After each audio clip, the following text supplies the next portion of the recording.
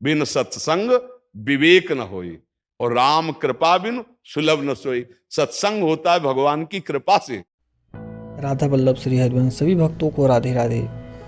आज की इस विशेष वीडियो के माध्यम से आप सभी को बताने जा रहे हैं कि यदि भारी से भारी विपत्ति आ जाए तो उस स्थिति में हमें सबसे प्रथम कार्य क्या करना चाहिए, प्रभु श्री प्रेमानंद जी इसके लिए क्या उपदेश देते हैं, जानेंगे आज की इस वीडियो के माध्यम से। मेरा निवेदन है कि आप जब तक इस वीडियो को देख रहे हैं, लगभग 6.5 मिनट तक का यह वीडियो होने वाला है, जब तक आप इस वीडियो को सुन रहे हैं, देख रहे हैं, तो भगवान का जो भी नाम आपको प्रिय लगता हो, जिस भी नाम का आप जप करते हैं, उस नाम का आप जप निरंतर अपने मन में करते रहें। साथ ही इसके साथ आप इस वीडियो को भी सुनते रहें कि इसमें हम आपको क्या चीज़ बताने जा रहे हैं, क्योंकि विपत्तियाँ देखिए सभी के जीवन में आती हैं, कभी न कभी तो आती ही हैं, और छोटे से लेकर बड़े बड़े स्तर तक विपत्तियाँ आती हैं। तो ऐसे में प्रभु श्री प्रेमानंद जी इनसे बचने के लिए हमें क्या उपाय बताते हैं, आइए जानते हैं आज के इस वीडियो के माध्यम से। यदि आप अपने अध्यात्म में उन्नति करना चाहते हैं तो हमारा यह यूट्यूब चैनल आपकी काफ़ी सहायता करने वाला है, तो आप इसे सब्सक्राइब भी कर सकते हैं, इसी के साथ बेल आइकन प्रेस भी कर सकते हैं। तो चलिए जानते हैं कि प्रभु जी क्या इस विषय में उपदेश देते हैं, हमें बड़ी से बड़ी विपत्ति में किस प्रकार से उसे डील करना चाहिए। देखिए प्रभु जी बताते हैं, प्रभु श्री प्रेमानंद जी बताते हैं कि यदि कोई भी बड़ी से बड़ी विपत्ति आ रही है तो वह हमारे पूर्व के कर्मों के या वर्तमान के कर्मों के अनुसार ही आ रही है। ऐसा बिल्कुल भी नहीं है कि भगवान यह चाहते हैं कि आपको विपत्ति दें, आपको परेशान करें। भगवान आपको ना तो विपत्ति देते हैं, ना तो किसी प्रकार की समस्या देते हैं। विपत्ति या समस्याएं यदि आपके जीवन में आ रही हैं तो वह आपके कर्मों के अनुसार आ रही हैं। मान लीजिए आपके पास आज बहुत ज़्यादा पैसे की कमी है, तो पूर्व में आपने कुछ ऐसे कार्य किए होंगे जिसके कारण आपकी जो लक्ष्मी माता हैं आपसे नाराज़ हैं और पैसों की कमी आज आपको बरकरार होती हुई नज़र आ रही है। कुछ आपके ऐसे आचरण रहे होंगे, कुछ ना कुछ ऐसा तो रहा होगा जिसके कारण से आज आप पैसों के लिए भटक रहे हैं।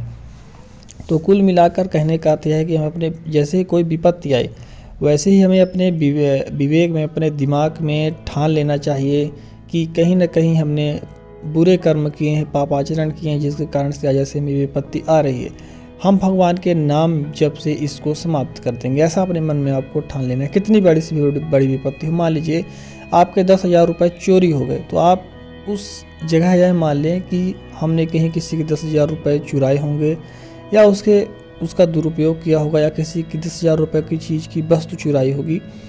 तो इसी प्रकार से अपने मन को समझाते हुए उस विपत्ति से आपको अपना मन हटाना है और भगवान के नाम जप में लगाना है, क्योंकि जो भी घटना आपके साथ घट रही है वह आपके कर्म ही आके आपके सामने खड़े हो रहे हैं। कुछ अच्छा भी हो रहा है तो वह आपके कर्म ही है, आपने अच्छा दान पुण्य किया होगा, अच्छा भगवान का नाम जप किया होगा या कुछ अच्छे कार्य किए होंगे। और यदि आपके साथ बुरी परिस्थिति उसी की जगह आ रही है तो कहीं ना कहीं आपने बुरे कर्म किए ही होंगे, बुरे कार्य किए ही होंगे, इसीलिए वह आज विपत्ति बन के आपके सामने खड़े हो रहे हैं और आपको उन्हें भोगना ही पड़ेगा। जी हाँ, जो भी आपने पूर्व में गलत कर्म किए हैं, यदि आपने वर्तमान में भक्ति या आप नहीं कर रहे हैं, वर्तमान में आप नाम जप नहीं कर रहे हैं, भगवान का स्मरण नहीं कर रहे हैं, तो उन कर्मों को आपको भोगना ही पड़ेगा। देखिए नाम जप में तो इतनी सामर्थ्य है कि बड़े से बड़े विपत्तियों को, बड़े से बड़े कर्मों को, बुरे कर्मों को वह समाप्त करते, लेकिन उस स्तर का आप नाम जप करें। मान लीजिए आपने पाप किया है 1 किलो और आप नाम जप कर रहे हैं 1 पाव, तो उसको आप समाप्त नहीं कर पाएंगे।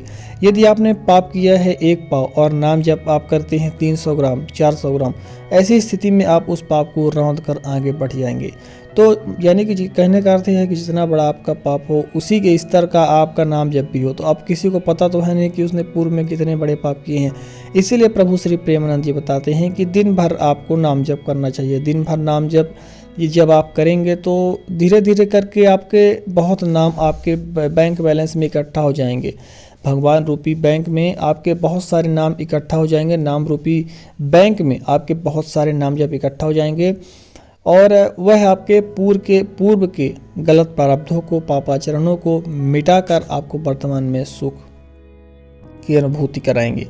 तो कहने का अर्थ यही है कि दिन भर आपको अपने मन में नाम जप करते रहना चाहिए, क्योंकि किसी को पता नहीं कि वह क्या करके आया है, पहले उसने क्या क्या गलतियां की हैं, क्या क्या दान पुण्य किए हैं, क्या क्या शुभ कर्म किए हैं, क्या क्या अशुभ कर्म किए हैं। इसीलिए आवश्यक है कि दिन भर नाम जप हमारे जिह्वा में चलता रहना चाहिए। सत्संग इसके लिए बहुत आवश्यक है। प्रभु श्री प्रेमानंद जी बताते हैं कि सत्संग को इस प्रकार से समझा जाए कि जैसे तलवार को इस्तेमाल करने से पहले उसे एक बार अच्छे से रेता जाता है, उसे एक बार तैयार किया जाता है। इसी प्रकार से आपके आध्यात्म के मार्ग में सत्संग एक बार आपको अच्छे से आपका दिमाग खोल देगा, नाम जप के प्रति आपकी श्रद्धा बढ़ा देगा, नाम जप के प्रति आपकी और ज़्यादा इच्छा को बढ़ा देने का काम सत्संग करता है और आपकी बुद्धि को शुद्ध करता है। प्रभु जी यही बताते हैं, उपदेश देते हैं अपने सत्संगों के माध्यम से कि नाम जप आपके बुद्धि को खोल देता है। यदि आपकी रुचि भगवान में नहीं है तो आपकी रुचि को भगवान में लगाता है सत्संग। इसलिए रोज़ाना सत्संग सुनना बहुत ज़्यादा आवश्यक है। रोज़ाना सत्संग आप नहीं सुनेंगे तो आपका मन इस दुनिया की चकाचौंध में कहीं ना कहीं भटक ही जाएगा।